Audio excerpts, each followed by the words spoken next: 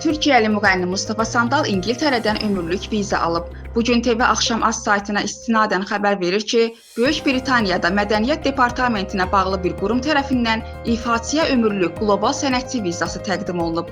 Qurum Böyük Britaniyanın Daxili İşlər Nazirliyinə məktub göndərib.